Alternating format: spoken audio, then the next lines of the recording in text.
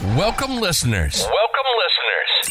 You're listening to Deeds in the Desert, the place where real estate investors tune in for the latest news and available investments at Ignite Funding. If you're on the hunt for a low-effort, passive income stream, then turn up that volume and pull out the hammock as we get ready to feed you your weekly dose of real estate investing insights. Welcome, listeners. We have Sid Allsop from Hillwood Homes here with us in studio. Welcome, Sid.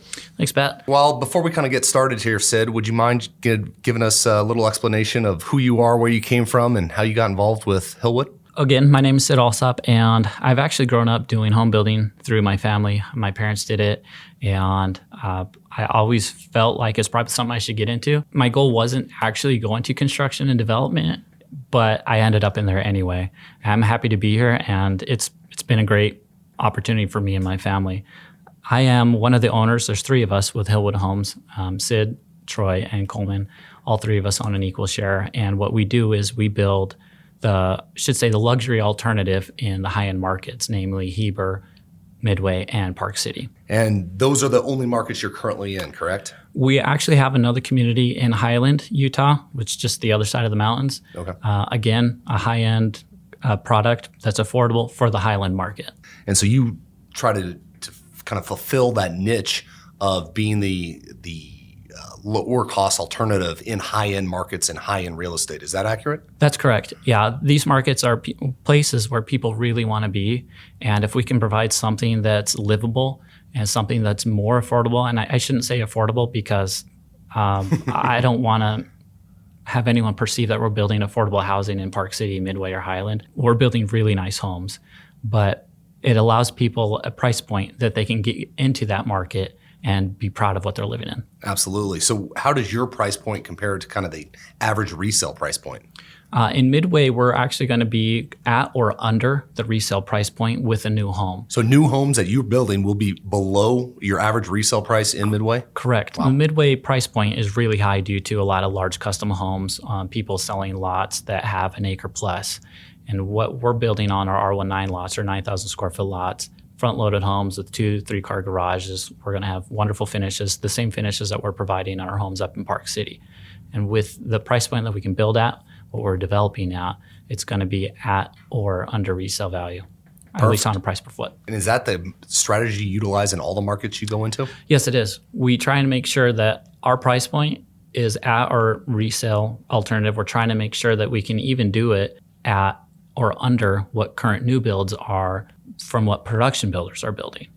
It's hard and it's a lofty goal to hit, but that's what we're trying to do is if we can keep low overhead and we can keep building fast so that we're not carrying too much load, we'll be able to deliver on what our goals are.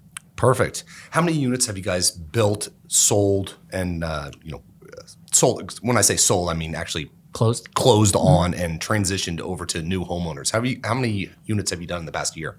In the past year, we've done about 35, all up in Park City. And we have, we've got 6 in Red Ledges, which is in Heber City in construction. And we're just starting construction in Highland. We've got 2 or 3 in construction there. How many units do you plan on doing in the next 12 months? In the next 12 months, we've got 51 in Red Ledges that we'd want to be building out. And then we'd have about another 15 in Park City that we'd be finishing out. And in the next 12 months, I really believe we can sell out of the Highland property. And 12 months from now, I would like to be sold out of this Midway property as well. So that would put us somewhere around 115 units. Wow. So 115 in the next 12 months. You guys will be doing just over 10 units a month. Lofty goal. It's a huge goal. Yeah. But something that is definitely attainable for you guys that are building on schedule, on time, and on budget. Mm-hmm. Yeah, I think it's feasible. How did you get involved with Ignite Funding? Why did you choose us as opposed to a bank, private money elsewhere, or just friends and family capital? It's through business relationships. Real estate's all about relationships, and I've got a friend who works with you, and he's always touted that relationship. And so I reached out, and so far it's been great. What company did your friend work for? He works for FIG. Fourplex Investment Group. Yeah, Correct. Definitely a big borrow of ours, one that we've had for a few years now, and a quality builder themselves. Mm-hmm. if you were advising somebody just getting started in the real estate industry, what's kind of the best way to go about it? What are some of the pros and cons to look at if you were trying to mentor somebody? If I were trying to tell my son, because he's a little guy, and if I were giving him advice to how to get into real estate, I'd tell him to go to college for something that you like, whether it's landscape architecture, something with government, so you figure out how cities work. I'd say get a degree in that, and then go get an MRED. I got my Master of Real Estate Development from ASU, and it gave me a really good foundation of knowledge so that when I got into my first job with the public builder, I felt like I had a leg up from the people that I was working with, and that provided knowledge, but then opened doors to new opportunities for growing through my career.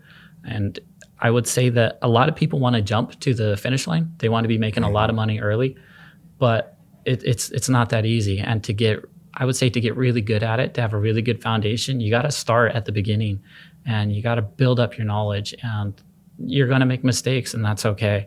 I'd say make mistakes, but learn from them and don't give up. Biggest advice, go get the degree. Don't try to swing for home runs. Hit those singles and doubles. Correct. And work your way up the ladder, right? Mm-hmm. Perfect. Sid, what's the best way for people to find out about Hillwood Homes and your company? We've got a website. It's hillwoodhomes.com. And on that, you can see all of our projects. You can see pricing, floor plans, and our communities. If you go to that website, you'll see a lot about us, and it has a lot of helpful information. Perfect. Well, I appreciate you stopping by today. And if you investors out there have any questions, feel free to reach out to your investment representatives. They'll be able to get you all the information you need about Sid, his two partners, or Hillwood in general. Thanks, Sid. Thank you. Thanks for joining us this week on Deeds in the Desert, where short-term investments meet long-term investors. We hope you enjoyed the content so much that you share it with all your friends. Who doesn't like learning about passive fixed income, right? Still hungry for more education? Visit our website at ignitefunding.com. Or if you're ready to take the leap and start investing, give us a call at 702-761-0000 and schedule a free investor consultation.